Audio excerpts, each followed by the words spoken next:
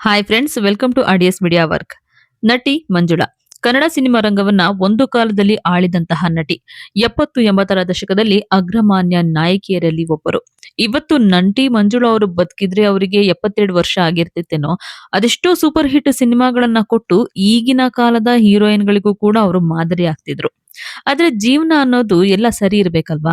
ಕಲಾ ಜೀವನನೇ ಬೇರೆ, ವೈಯಕ್ತಿಕ ಜೀವನನೇ ಬೇರೆ. ವಿಧಿ ಅನ್ನೋದು ಮಂಜುಳಾ ಅವರ ಬಾಳಲ್ಲಿ ಕ್ರೂರತನವನ್ನೇ ಮೆರೆದಿತ್ತು.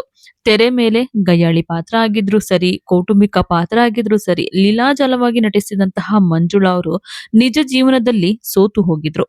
ಯಶಸ್ಸಿನ ಉತ್ತುಂಗಕ್ಕೇರಿದ್ರು ಕೂಡ ವೈಯಕ್ತಿಕ ಜೀವನದಲ್ಲಿ ಪಾತಾಳ ಸೇರಿದ್ರು. ಕೇವಲ 31 ವರ್ಷಕ್ಕೇನೆ ತಮ್ಮ ಜೀವವನ್ನೇ ಕಳೆದುಕೊಂಡ್ಬಿಟ್ಟಿದ್ರು ಮಂಜುಳಾ ಅವರು. ಅಸಲಿಗೆ ಮಂಜುಳಾ ಅವರ ಜೀವನದಲ್ಲಿ ಆಗಿದ್ದಾದ್ರೂ ಏನು? ಆಕೆ ಅಷ್ಟು ಚಿಕ್ಕ ವಯಸ್ಸಿಗೆನೆ ತಮ್ಮ ಜೀವವನ್ನೇ ಕಳೆದುಕೊಳ್ಳುವಷ್ಟು ಅವರ ಲೈಫ್ ಅಲ್ಲಿ ನಡೆದಿದ್ದಾದ್ರೂ ಏನು ಅನ್ನೋದನ್ನ ಇವತ್ತಿನ ಈ ವಿಡಿಯೋದಲ್ಲಿ ನಾವು ಹೇಳ್ತೀವಿ. ಅದಕ್ಕೂ ಮುಂಚೆ ನಮ್ಮ ಚಾನೆಲ್ನ ಇದುವರೆಗೂ ಕೂಡ ನೀವು ಸಬ್ಸ್ಕ್ರೈಬ್ ಮಾಡ್ಕೊಂಡಿಲ್ಲ ಅಂತಂದ್ರೆ ಈಗಲೇ ಸಬ್ಸ್ಕ್ರೈಬ್ ಮಾಡ್ಕೊಳ್ಳಿ. ಹೆಚ್ಚಿನ ವಿಡಿಯೋ ಅಪ್ಡೇಟ್ಸ್ಗಾಗಿ ಬೆಲ್ ಐಕಾನ್ನ ಪ್ರೆಸ್ ಮಾಡ್ಕೊಳ್ಳಿ. ನಮ್ಮ ಕನ್ನಡದ ಸೂಪರ್ ಹಿಟ್ ನಟಿ, ಪ್ರಸಿದ್ಧ ನಟಿ ಮಂಜುಳಾ ಅವರು ಹುಟ್ಟಿದ್ದು 1954ರ ನವೆಂಬರ್ 8ರಂದು. ಇವರು ತುಮಕೂರಿನ ಹೊನ್ನೇನಹಳ್ಳಿ ಮೂಲದವರು. ಕೇವಲ 11ನೇ ವರ್ಷಕ್ಕೆನೆ ಇವರು ಬಾಲನಟಿಯಾಗಿ ಸಿನಿಮಾ ರಂಗಕ್ಕೆ ಎಂಟ್ರಿಯನ್ನ ಕೊಡ್ತಾರೆ. 1966ರಲ್ಲಿ ಮನೆ ಕಟ್ಟಿ ನೋಡು ಅನ್ನುವಂತಹ ಸಿನಿಮಾದ ಮೂಲಕ ಇವರು ಬಣ್ಣವನ್ನ ಹಚ್ತಾರೆ, ಸಿನಿಮಾ ರಂಗಕ್ಕೆ ಕಾಲಿಡ್ತಾರೆ. ಇನ್ನು ಮಂಜುಳಾ ಅವರ ಸಿನಿಮಾ ಜರ್ನಿಯಲ್ಲಿ ಇವರಿಗೆ ಬಿಗ್ ಬ್ರೇಕ್ ಕೊಟ್ಟಂತಹ ಸಿನಿಮಾ ಅಂತಂದ್ರೆ 1973ರಲ್ಲಿ ರಿಲೀಸ್ ಆದಂತಹ ಬಹುತಾರಾಂಗಣದ ಮೂರೂವರೆ ವಜ್ರಗಳು ಅನ್ನುವಂತಹ ಸಿನಿಮಾ. ಈ ಸಿನಿಮಾದಲ್ಲೇನೆ ಮೊದಲ ಬಾರಿಗೆ ಇವರು ಡಾಕ್ಟರ್ ರಾಜ್‌ಕುಮಾರ್ ಅವರ ಜೊತೆ ಸ್ಕ್ರೀನ್ ಶೇರ್ ಅನ್ನ ಮಾಡ್ತಾರೆ. ಇದಾದ ನಂತರ ಇವರು ಎರಡು ಕನಸು, ಸಂಪತ್ತಿಗೆ ಸವಾಲ್, ಭಕ್ತ ಕುಂಬಾರ, ದಾರಿ ತಪ್ಪಿದ ಮಗ, ಮಯೂರ, ಹೀಗೆ ಸಾಲು ಸಾಲು ಸಿನಿಮಾಗಳನ್ನ ಇವರು ಅಣ್ಣವ್ರ ಜೊತೆನೆ ನಟಿಸ್ತಾರೆ. ಇವರು ಇನ್ನು ಶಂಕರ್ ನಾಗ್ ಅವ್ರ ಜೊತೆ ಕೂಡ ನಟಿಸಿದ್ದಾರೆ. ಶ್ರೀನಾಥ್ ಮತ್ತೆ ಮಂಜುಳಾ ಅವರ ಕಾಂಬಿನೇಷನ್ ಅಲ್ಲಿ ಬಂದಂತಹ ಸಿನಿಮಾಗಳು ಸೂಪರ್ ಹಿಟ್ ಜೋಡಿ. ಮತ್ತೆ ಇವರಿಬ್ರು ಜೋಡಿಯನ್ನ ತುಂಬಾ ಜನ ಒಪ್ಕೊಂಡಿದ್ರು, ತುಂಬಾ ಇಷ್ಟಪಡ್ತಾ ಇದ್ರು. ಜೊತೆಗೆ ವಿಷ್ಣುವರ್ಧನ್ ಅವರ ಜೊತೆ ಕೂಡ ಇವರು ಸ್ಕ್ರೀನ್ ಅನ್ನ ಶೇರ್ ಮಾಡಿದ್ದಾರೆ. ಕನ್ನಡ ಅಷ್ಟೇ ಅಲ್ಲ, ತಮಿಳು, ತೆಲುಗುನಲ್ಲೂ ಕೂಡ ನಟಿಸಿರುವಂತಹ ಮಂಜುಳಾ ಅವರು ಸುಮಾರು 100ಕ್ಕೂ ಹೆಚ್ಚು ಸಿನಿಮಾಗಳಲ್ಲಿ ಇವರು ಕಾಣಿಸ್ಕೊಂಡಿದ್ದಾರೆ. ಇನ್ನು ದೀಪ ಅನ್ನುವಂತಹ ಸಿನಿಮಾಗಾಗಿ ಫಿಲಂ ಫೇರ್ ಪ್ರಶಸ್ತಿ ಕೂಡ ಪಡೆದಿದ್ದಾರೆ ಮಂಜುಳಾ ಅವರು. ಇಷ್ಟು ಎತ್ತರಕ್ಕೆ ಬೆಳೆದಿದ್ದಂತಹ ಮಂಜುಳಾ ಅವರು ವೈಯಕ್ತಿಕ ಜೀವನದಲ್ಲಿ ಮಾತ್ರ ಎಡವಿ ಬಿಟ್ಟಿದ್ರು. ವೈಯಕ್ತಿಕ ಜೀವನದಲ್ಲಿ ಆದಂತಹ ಒಂದಿಷ್ಟು ನೋವಿನಿಂದಾನೇ ತಮ್ಮ ಜೀವವನ್ನೇ ಕಳ್ಕೊಂಡ್ಬಿಟ್ಟಿದ್ರು. ಇದ್ರ ಬಗ್ಗೆ ಹಿರಿಯ ನಟ ದಿವಂಗತ ರಾಜೇಶ್ ಅವರು ಹೇಳ್ಕೊಂಡಿದ್ದಾರೆ. ಒಂದು ಸಂದರ್ಶನವೊಂದರಲ್ಲಿ ಮಂಜುಳಾ ಅವರ ಲೈಫ್ ಅಲ್ಲಿ ಏನಾಯ್ತು, ಅವ್ರ ದುರಂತಕ್ಕೆ ಯಾಕೆ ಈಡಾದ್ರು ಅನ್ನೋದನ್ನ ಹೇಳ್ಕೊಂಡಿದ್ದಾರೆ. ಅದನ್ನೇ ಇವತ್ತಿನ ಈ ವಿಡಿಯೋದಲ್ಲಿ ನಾವು ಕೂಡ ನಿಮ್ಮ ಮುಂದೆ ತರುವಂತಹ ಪ್ರಯತ್ನವನ್ನ ಮಾಡ್ತಾ ಇದ್ದೀವಿ. ಹಣ, ಐಶ್ವರ್ಯ, ಕೀರ್ತಿ, ಹೆಸರು ಎಲ್ಲ ಇದ್ರೂನು ಕೂಡ ಮಂಜುಳಾ ಅವರು ಅದನ್ನ ಅನುಭವಿಸೋದಕ್ಕೆ ಆಗ್ಲೇ ಇಲ್ಲ. ಅವರ ವೈಯಕ್ತಿಕ ಬದುಕು ಅವರಿಗೆ ಸಾಥ್ ಕೊಡ್ಲೇ ಇಲ್ಲ. ಮಂಜುಳಾ ಅವರ ಸಾವಿನ ಬಗ್ಗೆ 108 ಕಥೆಗಳು ಹುಟ್ಕೊಂಡಿದೆ. ಅವರು ತೀರಿ ಹೋದ ನಂತರ ಅವ್ರಿಗೆ ಹಾಗಾಯ್ತು ಹೀಗಾಯ್ತು ಅಂತ ಒಬ್ರೊಬ್ರು ಒಂದೊಂದು ಕಾರಣಗಳನ್ನ ಕೊಡ್ತಾರೆ. ಒಬ್ರು ಹೇಳ್ತಾರೆ ಚೀಟಿ ವ್ಯವಹಾರದಲ್ಲಿ ನಷ್ಟ ಆಗಿ ಅವರು ಆತ್ಮಹತ್ಯೆಯನ್ನ ಮಾಡ್ಕೊಂಡ್ರು ಅಂತ.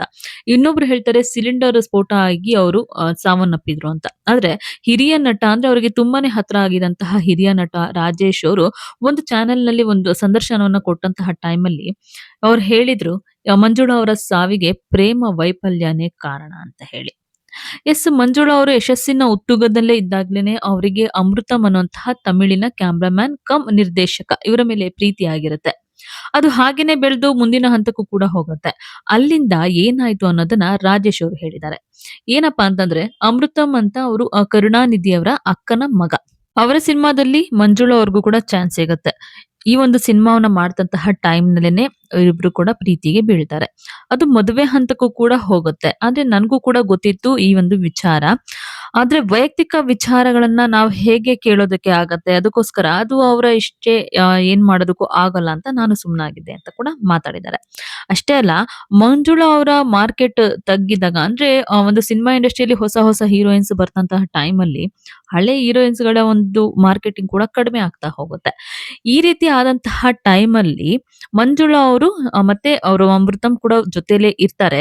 ಯಾವಾಗ ಮಂಜುಳಾ ಅವರ ಒಂದು ಮಾರ್ಕೆಟ್ ಸಿನಿಮಾ ರಂಗದಲ್ಲಿ ತಗ್ಗುತ್ತಾ ಬರುತ್ತೋ, ಆವಾಗ ಅಮೃತಂ ಅವರು ಮಂಜುಳಾ ಅವರನ್ನ ಬಿಟ್ಟು ಮದ್ರಾಸ್‌ನಲ್ಲೇನೆ ಸೆಟಲ್ ಆಗ್ಬಿಡ್ತಾರೆ. ಅದಾಗ್ಲೇ ಮಂಜುಳಾ ಅವ್ರಿಗೆ ಒಂದು ಮಗು ಕೂಡ ಆಗೋಗಿರುತ್ತೆ. ಇದೆಲ್ಲ ನನಗೆ ಹೇಗೆ ಗೊತ್ತಾಯ್ತು ಅಂತಂದ್ರೆ, ನನ್ನ ಮಗಳಿಗೂ ಮಂಜುಳಾಗೂ ಸೇತುವೆಯಾಗಿ ಇದ್ದಿದ್ದು ಒಬ್ಬ ಡ್ಯಾನ್ಸ್ ಮಾಸ್ಟರ್. ಆ ಡ್ಯಾನ್ಸ್ ಮಾಸ್ಟರ್‌ನ ಮೂಲಕನೇ ನಂಗೆ ಈ ವಿಚಾರ ಎಲ್ಲ ಗೊತ್ತಾಯ್ತು. ಖುದ್ದು ಮಂಜುಳಾ ಅವರು ಇದ್ರ ಬಗ್ಗೆ ನನ್ನತ್ರ ಮಾತಾಡೋದಕ್ಕೂ ಕೂಡ ಹೆದರ್ತಾ ಇದ್ರು. ಮಾತಾಡಿರ್ಲಿಲ್ಲ ಅಂತ ಹೇಳ್ಕೊಂಡಿದ್ದಾರೆ. ಮಂಜುಳಾ ಅವರ ಮಾರ್ಕೆಟ್ ಕಡಿಮೆ ಆಗಿತ್ತು. ಆತ ಬರೋದು ಕೂಡ ಕಡಿಮೆ ಮಾಡ್ಬಿಟ್ಟಿದ್ರು. ಪತಿ ಅಮೃತಂ ಮದ್ರಾಸ್‌ನಲ್ಲಿ ಸೆಟಲ್ ಆಗ್ಬಿಟ್ಟಿದ್ರು. ಆಗ ಮಂಜುಳಾ ಅವರು ಫೋನ್ ಮಾಡಿ ತುಂಬಾನೇ ದುಃಖ ತೋಡ್ಕೊಳ್ತಾ ಇದ್ರು. ಆ ಕಡೆಯಿಂದ ಅಮೃತಂ ಕೂಡ ಸಮಾಧಾನ ಮಾಡಿ ನಾನ್ ಬರ್ತೀನಿ ಆಗೊಮ್ಮೆ, ಈಗೊಮ್ಮೆ ಅಂತ ಕೂಡ ಹೇಳ್ತಾ ಇದ್ರು. ಆದ್ರೆ ಮಂಜುಳಾ ಅವರು ಅಟ್‌ಲೀಸ್ಟ್ ಮಗುವನ್ನ ಕೂಡ ನೋಡೋದಕ್ಕೆ ಬರ್ತಾ ಇಲ್ಲ ನೀವು. ನನ್ನ ಮಾರ್ಕೆಟ್ ಇದ್ದಾಗ ಜೊತೆಲೇ ಇರ್ತಾ ಇದ್ರಿ. ಈಗ ನನ್ನ ಮಾರ್ಕೆಟ್ ಕಡಿಮೆ ಆಗೋಗಿದೆ. ನನ್ನನ್ನ ಬಿಟ್ಟು ದೂರ ಹೋಗಿದ್ದೀರಾ. ಯಾಕೆ ಈ ರೀತಿಯಾಗಿ ಮಾಡ್ತಿದ್ದೀರಾ ಅಂತ ಕೂಡ ಆಳ್ಕೊಳ್ತಾ ಇದ್ರಂತೆ. ಆ ಕಡೆಯಿಂದ ಅಮೃತಮ್ ಅವರು ಹಾಗೇನಿಲ್ಲ ನನ್ನ ಒಂದು ಸೋದರ ಮಾವನ ಕೆಲಸದ ಒತ್ತಡ ಜಾಸ್ತಿ ಇದೆ. ಹಾಗಾಗಿ ನಂಗೆ ಬರೋದಕ್ಕೂ ಆಗ್ತಾ ಇಲ್ಲ ಅಂತ ಕೂಡ ಮಾತಾಡ್ತಿದ್ರಂತೆ. ಇದ್ರಿಂದ ಮಂಜುಳಾ ಅವರು ತುಂಬಾ ಅಂದ್ರೆ ತುಂಬಾನೇ ಒಂಥರ ದುಃಖ ಇರ್ಬೋದು, ಡಿಪ್ರೆಷನ್‌ಗೂ ಕೂಡ ಹೋಗ್ಬಿಟ್ಟಿದ್ರು. ಆದ್ರೆ ಇದೇ ಟೈಮಲ್ಲೇನೆ ಮಂಜುಳಾ ಅವರು ಮತ್ತೊಬ್ಬನ ಜೊತೆ ಪ್ರೀತಿಗೆ ಬೀಳ್ತಾರೆ. ಮತ್ತೊಬ್ಬನನ್ನ ಮದ್ವೆ ಆಗೋದಕ್ಕೂ ಕೂಡ ಅವರು ನಿರ್ಧಾರವನ್ನ ಮಾಡ್ತಾರೆ. ಅವರಿಗೆ ಒಬ್ಬ ಹುಡುಗ ಕೂಡ ಸಿಕ್ಕಿರ್ತಾನೆ. ಅವರು ಬಂದು ಚಾಮರಾಜನಗರ ಮೂಲದವನು.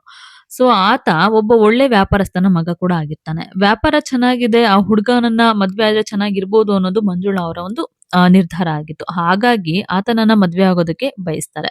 ಇವರಿಬ್ಬರ ಪ್ರೇಮ ಎಲ್ಲಿವರೆಗೂ ಇತ್ತು ಅಂದ್ರೆ ಇವರು ಮದ್ವೆ ಆಗ್ಬೇಕು ಅಂತ ಡಿಸೈಡ್ ಕೂಡ ಮಾಡ್ಬಿಡ್ತಾರೆ. ಇದೇ ವಿಚಾರವಾಗಿ ಹುಡುಗನ ಜೊತೆ ಮಂಜುಳಾ ಅವ್ರು ಕೂಡ ಮಾತಾಡ್ತಾರೆ. ನಾವಿಬ್ರು ಮದ್ವೆ ಆಗೋಗೋಣ ಅಂತ ಹೇಳಿ. ಆವಾಗ ಹುಡ್ಗ ಕೂಡ ಹೇಳ್ತಾನೆ ಬೇಡ ಮುಂದೆ ಒಂದ್ ಸ್ವಲ್ಪ ದಿನ ಹೋಗ್ಲಿ ಹಾಗೋಗ್ಲಿ ಅಂತ ಮುಂದೂಡ್ಕೊಂಡೇ ಬರ್ತಾ ಇರ್ತಾರಂತೆ. ಆದ್ರೆ ಹೀಗಾದ್ರೆ ಆಗೋದಿಲ್ಲ ಅಂತ ಯೋಚನೆ ಮಾಡಿದಂತಹ ಮಂಜುಳಾ ಅವರು ಮದ್ವೆ ಆಗೇ ಬಿಡೋಣ ದೇವಸ್ಥಾನದಲ್ಲಿ. ಸೊ ಇಬ್ರು ಕೂಡ ಹೋಗಿ ಮದ್ವೆ ಆಗಿ ಬಂದ್ಬಿಡೋಣ. ಆಗ ಎಲ್ಲರಿಗೂ ಕೂಡ ಒಪ್ಸೋದಕ್ಕೆ ಈಸಿ ಆಗುತ್ತೆ ಅಂತ ಒಂದು ಯೋಚನೆಯನ್ನ ಮಾಡ್ತಾರೆ. ಇದೇ ವಿಚಾರವಾಗಿನೇ ಇಬ್ರು ಕೂಡ ದೇವಸ್ಥಾನದ ಕಡೆಗೆ ಆದ್ರೆ ಮದ್ವೆ ಆಗ್ಬೇಕು ಅಂತ ಹೇಳಿ ಇವ್ರಿಬ್ರು ದೇವಸ್ಥಾನದ ಕಡೆಗೆ ಹೊರಟಿದ್ರಲ್ಲ, ಕಾರ್ ಮಧ್ಯಾಹ್ನ ದಾರಿ ಮಧ್ಯಾಹ್ನ ನಿಲ್ಲಿಸ್ಬಿಡ್ತಾನೆ ಹುಡ್ಗ. ಕಾರ್ ನಿಲ್ಲಿಸ್ಬಿಟ್ಟು ನಾನು ಅಪ್ಪ ಅಮ್ಮನ ಆಶೀರ್ವಾದ ತಗೊಂಡು ಬರ್ತೀನಿ. ಇದುವರೆಗೂ ಕೂಡ ನಾನು ಅವ್ರಿಗೆ ಹೇಳಿಲ್ಲ. ಅವರ ಆಶೀರ್ವಾದವನ್ನ ತಗೊಂಡೇ ಮದ್ವೆ ಆಗ್ಬೇಕು ಅಂತ ನನಗ್ ಮನ್ಸ್ ಅನ್ನಿಸ್ತಾ ಇದೆ. ತಂದೆ ತಾಯಿಗೆ ಹೇಳ್ದೆ ಮದ್ವೆ ಆದ್ರೆ ಚೆನ್ನಾಗಿರಲ್ಲ ಅಂತ ಹೇಳಿ ಮಂಜುಳಾ ಅವ್ರನ್ನ ಕನ್ವಿನ್ಸ್ ಮಾಡೋದಕ್ಕೆ ಶುರು ಮಾಡಿದ್ರಂತೆ. ಆದ್ರೆ ಮಂಜುಳಾ ಅವರು ಓಕೆ ಅಂತ ಹೇಳಿ ಹೋದಾಗ ಅದ್ರ ಹುಡುಗನ ಮನೆಯವರು ಇದಕ್ಕೆ ಯಾವುದೇ ರೀತಿಯಿಂದನೂ ಕೂಡ ಒಪ್ಪಿಗೆ ಕೊಟ್ಟಿರ್ಲಿಲ್ಲ ಅನ್ನೋಂತಹ ಮಾತು ಕೂಡ ಕೇಳಿ ಬರ್ತಾ ಇದೆ. ಅದ್ಯಾಕೋ ಗೊತ್ತಿಲ್ಲ ಆ ವಿಚಾರ ಆದ ನಂತರ ಮಂಜುಳಾ ಅವರ ಮನಸ್ಸು ಕೇಳಲೇ ಇಲ್ಲ.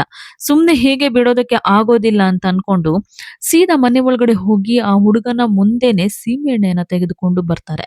ಮೈ ಮೇಲೆ ಹಾಕೊಳ್ತಾರೆ. ನಿಜ ಹೇಳು ನನ್ನನ್ನ ಮದ್ವೆ ಆಗ್ತೀಯಾ ಇಲ್ವಾ ಅಂತ ಕೂಡ ಆತನನ್ನ ಕೇಳ್ತಾರೆ ಅಂತ ಹೇಳ್ಕೊಂಡಿದ್ದಾರೆ ರಾಜೇಶ್ ಅವರು.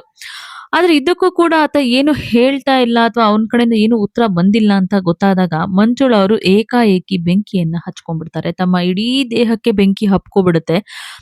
ನೋಡ್ತಿದ್ದಂತೆನೆ ಫುಲ್ ಸುಟ್ಟು ಹೋಗ್ತಾರೆ ಮಂಜುಳಾ ಅವರು. ಅಲ್ಲೇ ಇದ್ದಂತಹ ಅವರ ಅತ್ತಿಗೆ ಇರ್ಬೋದು, ಅವರ ರಿಲೇಶನ್ ಅವ್ರು ಇರ್ಬೋದು, ಪ್ರತಿಯೊಬ್ರು ಕೂಡ ಅವ್ರನ್ನ ಕರ್ಕೊಂಡು ಹೋಗಿ ವಿಕ್ಟೋರಿಯಾ ಹಾಸ್ಪಿಟಲ್‌ಗೆ ಸೇರಿಸ್ತಾರೆ. ಆದ್ರೆ ವಿಕ್ಟೋರಿಯಾ ಹಾಸ್ಪಿಟಲ್‌ನಲ್ಲಿ 1 ವಾರಗಳ ಕಾಲ ಸಾವು ಬದುಕಿನ ನಡುವೆ ಹೋರಾಡಿದಂತಹ ಮಂಜುಳಾ ಅವರು ಕೊನೆಗೂ ಉಳಿಲೇ ಇಲ್ಲ. 1986 ಸೆಪ್ಟೆಂಬರ್ 19ರಂದು ಮಂಜುಳಾ ಅವರು ಇಹಲೋಕವನ್ನ ತ್ಯಜಿಸ್ತಾರೆ. ಇನ್ನು ಮಂಜುಳಾ ಅವರ ಮಗ ಅಭಿಷೇಕ್ ಇವರು ಬೆಂಗಳೂರಿನಲ್ಲೇ ನೆಲೆಸಿದ್ದಾರೆ. ಖಾಸಗಿ ಕಂಪನಿಯೊಂದರಲ್ಲಿ ಕೆಲಸವನ್ನ ಮಾಡ್ತಾ ಇದ್ದಾರೆ. ಸೊ ಒಂದು ಸಂದರ್ಶನದಲ್ಲಿ ಇವರು ಕೂಡ ನಮ್ಮ ತಾಯಿಯ 2 ಕನಸು ಸಿನಿಮಾ ತುಂಬಾ ಇಷ್ಟ ಅಂತ ಹೇಳ್ಕೊಂಡಿದ್ರು.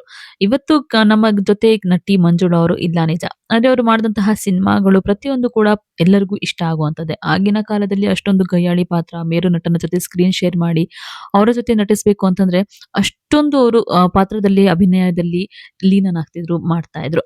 ಅಂದ್ರೆ ಎಲ್ಲೋ ಒಂದು ಕಡೆ ದುಡುಕಿನ ನಿರ್ಧಾರ ಇವರ ಜೀವನವನ್ನೇ ತಿಂದು ಹಾಕ್ಬಿಡ್ತು.